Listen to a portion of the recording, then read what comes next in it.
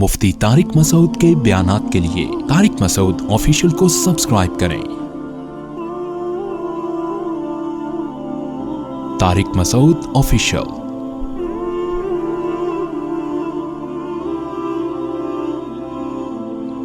وَيَسْأَلُونَكَ عَنِ الْمَحِيضِ قُلْ هُوَ أَذًى فَاعْتَزِلُوا النِّسَاءَ فِي الْمَحِيضِ وَلَا تَقْرَبُوهُنَّ۔ سب سے پہلی آیت تھی کہ حالت حیض کے بارے میں اللہ نے فرمایا کہ یہ گندگی ہے، اس میں زوجہ سے جمع مت کرو۔ اس میں ایک ہمیں اسلام کا مزاج، صفائی کا مزاج بھی پتہ چلتا ہے کہ اسلام ایک یعنی صفائی کا قائل ہے۔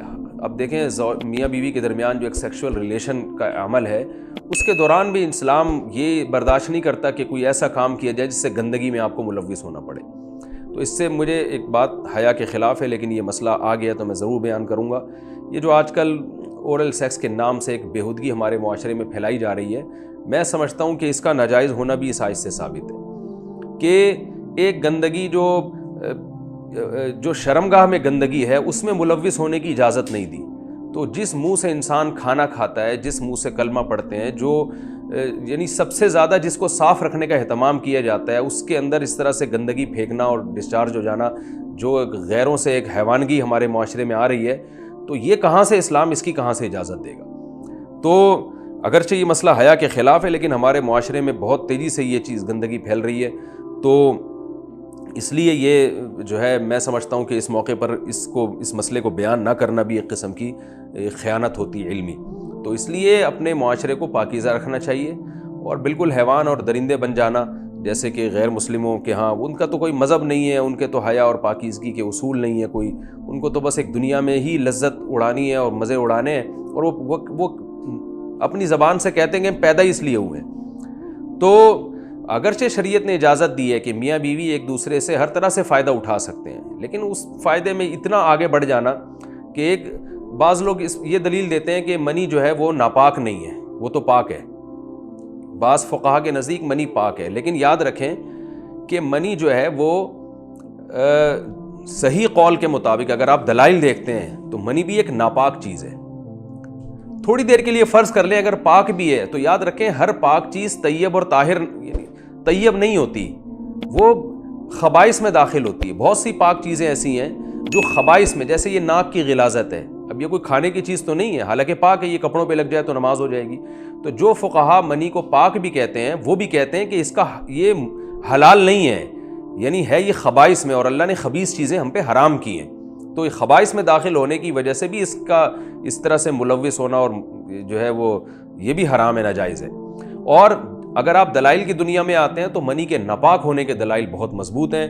سب سے پہلے قرآن مجید کی آیت ہے الم نخلقکم من ماء مہین، کہ ہم نے تمہیں غلیظ پانی سے پیدا کیا ہے، گھٹیا پانی سے پیدا کیا ہے۔ تو گھٹیا کے لفظ میں اس کے ناپاک ہونے کی طرف اشارہ ہے۔ جو فقہا کہتے ہیں کہ منی پاک ہے، جیسے ہمارے ہیں جو اہل حدیث حضرات ہیں وہ بھی اسی کے قائل ہیں، تو ان کی دلیل امی عائشہ رضی اللہ تعالیٰ عنہ کی حدیث ہے کہ کنت افرک المنی من ثوب رسول اللہ صلی اللہ علیہ وسلم ثم یصلی فیہ۔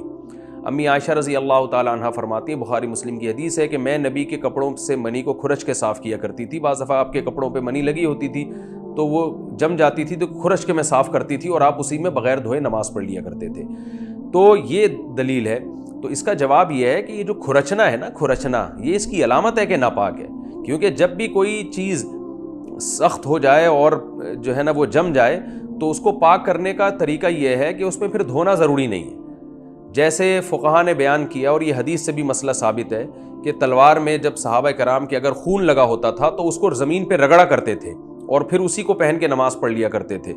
تو خون بھی حالانکہ ناپاک چیز ہے، قرآن سے بھی ثابت ہے، جمہور فقہا اسی کے قائل ہے، تو صحابہ کرام اس کو رگڑ کے جو ہے وہ پاک کر لیا کرتے تھے، کیونکہ جو چیزیں جو نجاست جن کا جسم ہوتا ہے نا وہ رگڑنے سے اپنی جگہ سے دور ہو جاتی ہیں۔ تو اسی طرح حدیث میں آتا ہے کہ جو ہے اور بھی بہت ساری روایات ملتی ہیں اس بارے میں کہ نجاست جب یعنی اس کا کوئی جسم ہوگا تو رگڑنے سے وہ پاک ہو جائے گی۔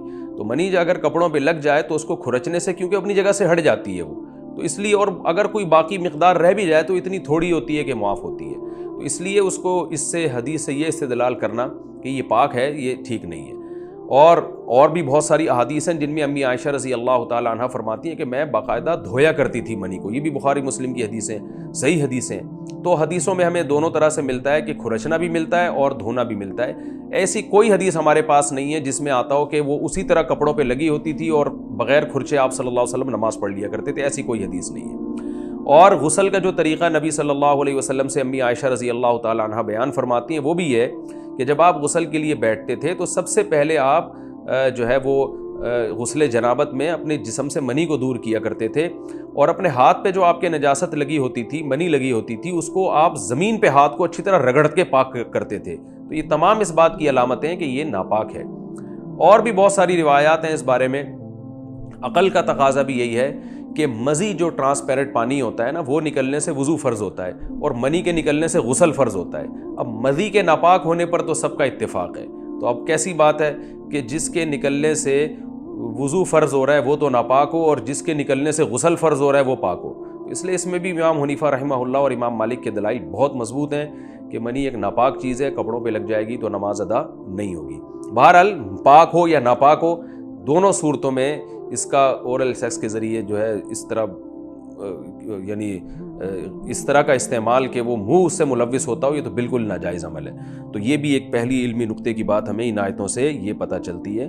اور آگے اللہ نے ارشاد فرمایا ان اللہ یحب التوابین ویحب المتطہرین. اللہ توبہ کرنے والوں کو بھی پسند کرتے ہیں، پاک صاف رہنے والوں کو بھی اللہ تعالیٰ پسند کرتا ہے. تو لباس کی پاکی، جب لباس کو گندگی سے بچانا ضروری ہے، باڈی کو گندگی سے بچانا ضروری ہے، تو منہ کو گندگی سے بچانا کیوں ضروری نہیں ہوگا؟ دوسرا علمی نقطے کی بات ہمیں یہ پتہ چلتی ہے، یہاں میں ایک حیض کے مسائل بھی بیان کروں گا تھوڑے سے، وہ بھی اسی علمی نکات کے تحت آئیں گے، کہ عورت کے حیض کے ایام ٹوٹل کتنے ہوتے ہیں. بھی فقہا میں اچھا خاصا اختلافی مسئلہ ہے. چونکہ بر صغیر میں فقہ حنفی رائج ہے، 99% لوگ اسی کو فالو کرتے ہیں. تو میں امام حنیفہ کی رائے کے مطابق جو مسئلہ ہے وہ بیان کروں گا. باقی دوسرے فقہا کی بھی آراء ہیں، کوئی ان کو فالو کرتا ہے وہ بھی ٹھیک ہے. تو اور اس بارے میں واضح حدیث ہمارے سامنے موجود نہیں ہے، ان کے آثار ہیں، ان کے اقوال ہیں. تو حنفیہ کے نزدیک راجح یہ ہے کہ عورت کی حیض کی کم سے کم مدت 3 دن ہے اور زیادہ سے زیادہ مدت 10 دن ہے. یعنی 3 دن سے کم کسی خاتون کو مینسز آ کے بند ہو گئے تو وہ حیض نہیں ہے، بلکہ اس کو ایک اصطلاح میں کہا جاتا ہے استحاضہ، لیکوریا کہہ سکتے ہیں آپ، یا جو بھی کوئی بیماری کہہ سکتے ہیں، وہ حیض کے ایام نہیں ہے. تو کسی خاتون کو مینسز آنا شروع ہوئے وہ فوراً نماز پڑھنا چھوڑ دیں. لیکن اگر وہ 3 دن کے اندر بند ہو گئے اور ان کا خیال ہوا کہ اب یہ بند ہو گئے ہیں تو نماز شروع کر دیں، اور جو چھوڑی ہے نماز اس کو بھی قضا کریں وہ، کیونکہ یہ اس کی 3 دن کے اندر بند ہو جانا اس کی علامت ہے کہ یہ حیض نہیں تھا. اور اگر کسی خاتون کو 10 دن سے زیادہ حیض آتے ہیں تو بھی وہ حیض نہیں ہے، استحاضہ ہے. تو 10 دن کے بعد وہ نماز پڑھنا شروع کر دیں گی. تو میں 2 چھوٹے سے اس کے اہم مسئلہ بیان کر دیتا ہوں، باقی پھر آپ فقہ کی کتابیں میں پڑھیں. اگر 3 دن سے کم میں بند ہو گئے تو بھی حیض نہیں ہے، 10 دن سے زیادہ میں بند ہوئے تو بھی حیض نہیں ہے. کم زیادہ سے زیادہ مدت حیض کی 10 دن ہے. اب ایک خاتون کو جنوری میں یا محرم میں مینسز آئے 6 دن، تو ان پر لازم ہے کہ وہ اپنے ان دنوں کو ڈائری میں نوٹ کر لیں کہ بھئی مجھے 6 دن مینسز ہوئے ہیں، کیونکہ اب اگلے مہینے یہ 6 دن ہی مینسز کے کہلائیں گے. اب جب اگلے مہینے بلیڈنگ شروع ہوئی ہے تو اگر 6 دن سے پہلے بند ہو گئے تو اس کا مطلب یہ ہے کہ اب ان کی عادت چینج ہو گئی ہے. تو وہ نوٹ کر لیں بھائی اس دفعہ 5 دن مینسز ہوئے ہیں تو اب اگلے مہینے 5 دن ہی سمجھے جائیں گے.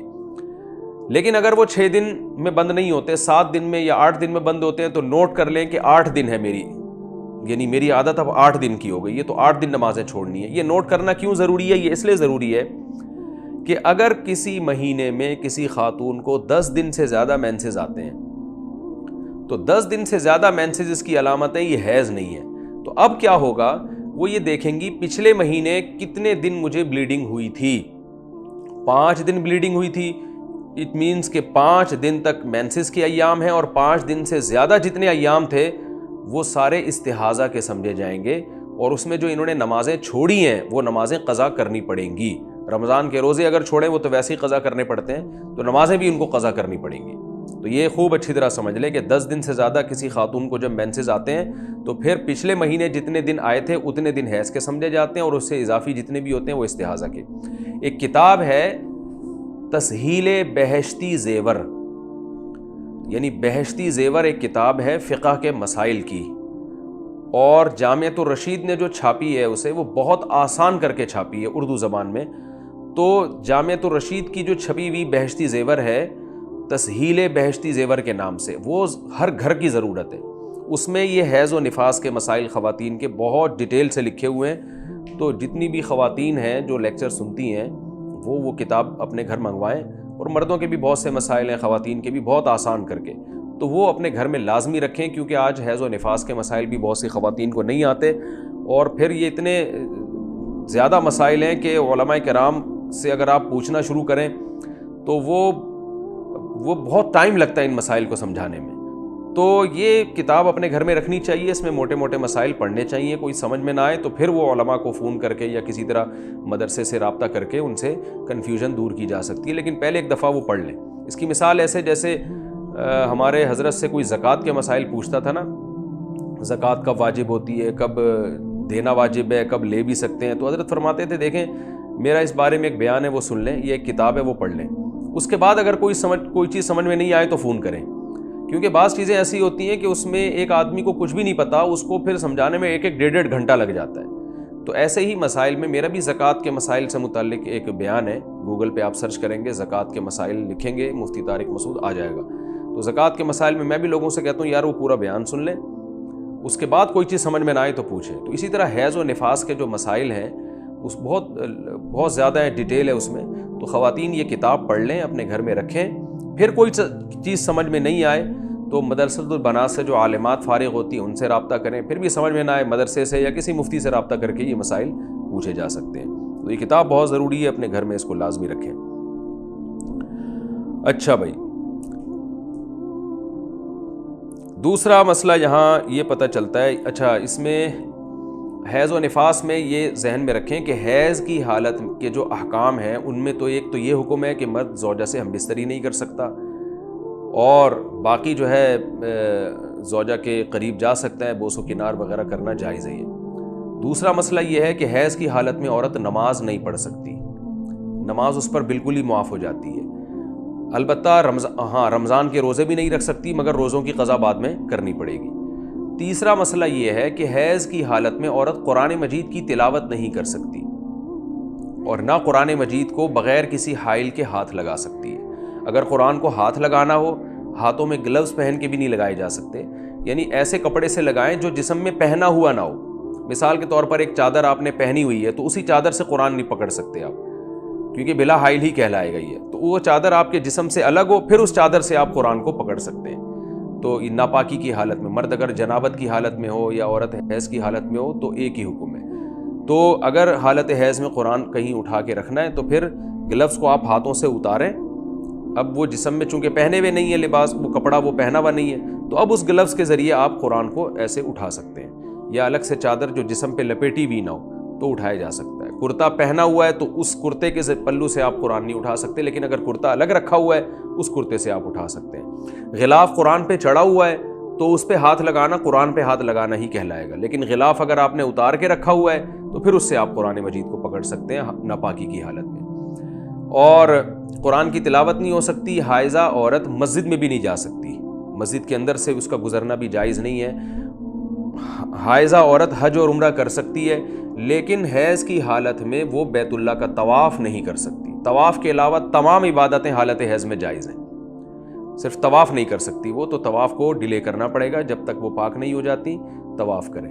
اور اگر واپسی کی فلائٹ ہے اور خاتون کو اندازہ ہے اگر میں نے پاک ہونے کا انتظار کیا تو میری فلائٹ مس ہو جائے گی، تو پھر ایسی صورت میں بعض صورتوں میں ایک دم دینا پڑتا ہے، اور بعض صورتوں میں یعنی ایک بکرا دینا پڑتا ہے، ذبح کرنا پڑتا ہے مینا میں، اور بعض صورتوں میں حدود حرم میں، اور بعض صورتوں میں جو ہے اونٹ کی یا گائے کی قربانی دینی پڑتی ہے. وہ پھر حج و عمرے کے تفصیلی مسائل ہیں، وہ بھی آپ کو بہشتی زیور میں ڈیٹیل سے مل جائیں گے.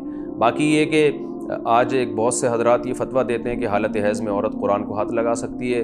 محترمہ ڈاکٹر فرحت ہاشمی صاحبہ، جن کی میں علمی خدمات کا بہت معترف ہوں، انہوں نے لبرل طبقے میں دین کا بہت زیادہ کام کیا ہے، اور بہت زیادہ خواتین جو اونچے لیول کی تھیں، اونچے طبقے کی تھیں، ان کی اسپیچز سن کے دین کی طرف آئی ہیں. اس کام کو میں بہت زیادہ اپریشیٹ کرتا ہوں، لیکن مسائل میں اختلاف کیا جا سکتا ہے. اور کیونکہ محترمہ بہت اچھی ایک داعیہ ہیں دین کی، لیکن ظاہر ہے مفتیہ نہیں ہیں، تو انہوں نے بھی ایک فتویٰ دیا تھا کہ حالت حیض میں عورتیں قرآن کو ہاتھ بھی لگا سکتی ہیں، تلاوت بھی کر سکتی ہیں، اس فتوے پہ جو ان کے دلائل تھے اس کے جوابات میں نے کلپ میں ریکارڈ کروائے ہیں، وہ یوٹیوب پہ میرا کلپ موجود ہے کہ ڈاکٹر فرحت ہاشمی صاحب کی وہ رائے بالکل غلط ہے اور حالت حیض میں قرآن کی اجازت نہیں ہے۔ تو وہ دلائل سے آپ میرا یوٹیوب پہ سرچ کریں گے تو وہ آ جائے گا انشاءاللہ۔ تو یہ کچھ حالت حیض کے احکام تھے جو میں نے بیان کیے۔ باقی یہ کہ حالت حیض میں عورت کو منحوس سمجھنا یہ زمانے جاہلیت کی رسم ہے، اسلام اس کی اجازت نہیں دیتا۔ میرا 1-1.5 مہینے پہلے سفر ہوا تھا کیلاش کا، چترال سے دور ایک گاؤں ہے، تو اس میں ابھی بھی زمانہ جاہلیت کی طرح کیا ہوتا ہے کہ ایک گھر انہوں نے بنایا ہوا ہے جو جن خواتین کو مینسز آنا شروع ہوتے ہیں وہ بالکل اس میں باؤنڈ ہو جاتی ہیں، اور ان کا کھانا الگ، برتن الگ، اور ان کو گویا کہ ایک طرح سے ایک منحوس سمجھا جاتا ہے۔ تو اب بھی ایسی رسومات ہیں، تو یہ غلط ہے، اسلام میں اس کی اجازت نہیں ہے۔ نبی صلی اللہ علیہ وسلم نے فرمایا اصنعوا کل شیء الا النکاح، زوجہ سے ہم بستری یعنی انٹرکورس کے علاوہ اس کے ساتھ رہنا، اس کے ساتھ سونا، یہ سب جائز ہے، بس یہ عمل ناجائز ہے ازرو حدیث۔